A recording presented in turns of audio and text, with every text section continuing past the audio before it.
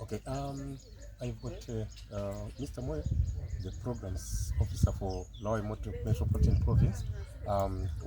Is going to brief us on the new cases of STIs and HIV.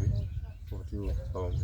I think what I can say is that as the province, we have observed that there is now a bit of increase in terms of the number of men that come forward to access HIV testing services,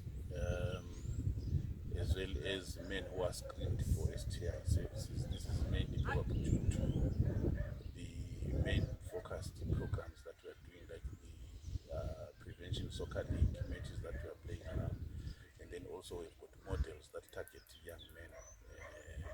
So we have seen quite a bit of increase in the number of men. But then when we screen them for STIs, we found that there is an increase in the number of men that have got STIs, even in terms of HIV positivity. We have seen an increase from the first quarter of 2025 to the later quarter of What do you think is the problem?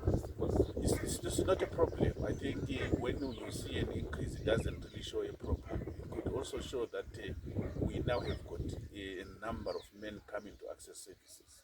It doesn't really show that there is a problem. It could just be an indication that now we've got numbers of men that were not coming, that were not coming before, that are now coming and are getting screened as the statistics that is coming out.